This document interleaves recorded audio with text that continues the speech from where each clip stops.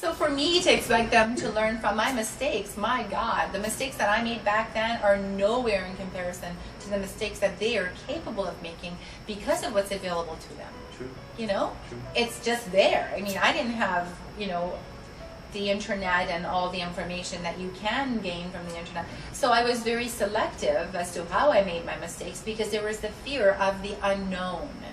But everything is known now on the internet, you know, I mean everything. So the chances that kids take nowadays because of the information that's provided to them, there are a lot more kids taking a lot more chances now because, hey, you know, it says on there if I wear protection then I'm not going to get, do you know what I mean? Whereas back then we didn't know, so we went based on the fear that was instilled in us. You know, don't have sex because, you know, you look at someone, you're going to get pregnant. It's like, oh God! You know, and, you know, there were so many things that were instilled in us based on fear, based on, I mean, a lot of what I grew up with was fear. So, I mean, thank God that, you know, I've made a lot of mistakes, but none of them were life-threatening by any means. Yeah. But in today's day and age, and because of the support, too, that's available for these teens, it's okay to do the things that they do because they see that everybody else is doing it. Whereas back when we didn't have access to the internet, you didn't know if your friend down the street was going to be okay with you doing whatever you. Do you know what I mean? Sure. So it gives you a whole other perspective. Yeah. Because when you're together as a clan, it's a lot easier to, okay, you know, at the age of 15, let's get together and smoke a joint because, you know, we're all standing around doing it. Yeah. Back then it was like, oh, God forbid.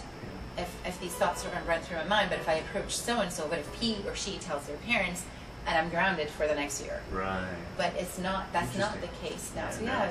Much more connected in a different way. Much more and much more supported. So it's that much more important for us as parents to take a step up and go, hey, despite of what your friends think, despite of what their parents think, these are my morals, these are my ethics. How do you feel about that? Right.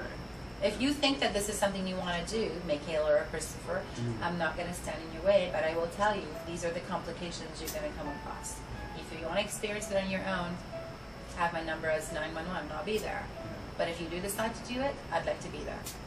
Because, I mean, at the end of the day, some of the things they want to experience, they're going to do it with or without my consent.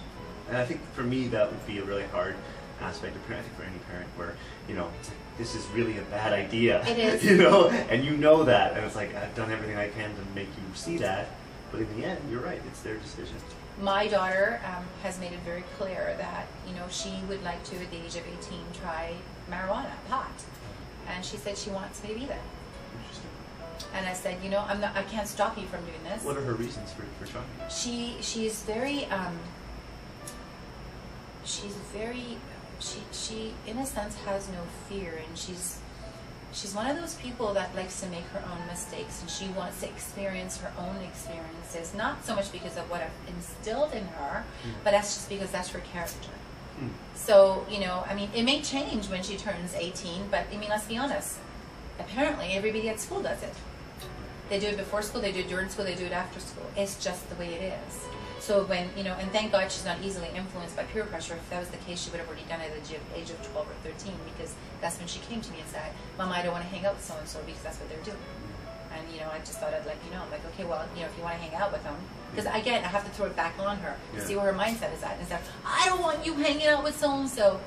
You know, there's still a lot of influence, and there's a lot of, you know, the bond they have now is not the bond that we shared back then, because like I said, they have so many more tools that's accessible to them now than what we had. BBM, Facebook, you know, Yahoo, like all the ways they have to communicate with each other makes it a lot easier to make up, to break up, to, you know, to do things that we may have been hesitant about doing because it's available to them. Oh, you know, there's a party, you know. Before, if you had to know about a party, you had to get on the phone and call. Or you actually had to go down to your friend's house and go, hey. Now, oh my God, there's a party in so-and-so's house, and everyone's going to be smoking and drinking. You know, Mom, I'm going to so-and-so's friend, I'll see you in a couple of hours. I don't know what she's going to be doing behind my back, but what I do know is the, you know, the relationship that I have with her, and the relationship. My son called me once and asked me to come home and pick him up, to go and pick him up. Because I would say, why don't you go out enough? I'd rather you go and hang out, you know, and spend time with your friends, as opposed to being downstairs and playing your games all the time. And you know what he said to me? Mom, most kids my age drink and smoke pot. I want nothing to do with that. He goes, would you rather me not be downstairs where you know I'm safe, You know that I can come up and eat when I'm hungry. Yeah. He goes, and you know that I'm not going to get into trouble. And I looked at him and go, what are you doing? Get back down and play your games. Yeah. How do you argue with that? And what a great response to have from a teenage boy. I know, but that just shows me where his head is at. Yeah. So finally he did decide to go and be a part of the social gathering one day, and within an hour, Mom, can you please come pick me up? He goes, all they're doing is drinking, smoking up, and making ass of themselves. I'm like, I'm there. Yeah. You know? That's a great story. Yeah. It was, you know, it was right there and then. I mean, I've had many situations with them where, you know, as a mom, I take a deep sigh and go, yeah. You know? Can you come pick me up? Hell yeah! Yeah, you know, because I mean, I've been doing a lot of this since they were in there, you know, just not realizing that, I mean, you don't know until they put those words into action, until they put my words into action. And as a mom, I sit back, I'm like, I did have an impact. Yeah. All of that had an impact. I'll be there. I was there in a flash. Yeah. So, you know, at the end of the day, the best advice that I could give, you know, most expecting moms out there, or moms that are struggling with their 2-year-olds, 4-year-old teenagers, allow them to make their mistakes and be there for them.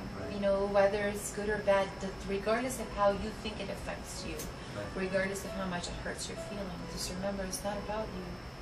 You're responsible in allowing them to experience their own and learn from their own mistakes and experience their own life. It's not your life. You don't own them. It's their life. Allow them to flourish. And through my experiences, the more freedom I give them in that sense, the closer we are as a family, as opposed to, these are my rules and you'll abide by them, and I wouldn't know half of what goes on. But I know they don't have to tell me. They don't. Yeah, but they choose to. They choose to. Which is really an aspect of leadership, right? When people follow you because they choose to, not because they have to. Because if they had to, then I wouldn't want any part of it, really. It'd make me feel like I'm not doing my job as a parent. And it'd make me feel like I'm not doing my job as a leader in the position that I'm in, with the moms, with the kids, with the dads, with the families, with my friends. You know, at the end of the day, practice what you preach. Don't be telling them to do something or not do something if you're not living your life in that same manner. Because they can just as easily at the age of 10 turn around and go, wow, you're teaching me not how to not lie, and you turn around, you know, lie to Uncle so-and-so. Don't smoke, it's bad for you. Yeah, and there you are puffing. I mean, it's simple, yet it's not. Yeah, but and it's funny because that's one of the most common things is parents are like, learn from my mistakes, you know, don't smoke, but they keep smoking, and you're like, well... Don't learn from my mistakes. My mistakes are my mistakes. Yeah.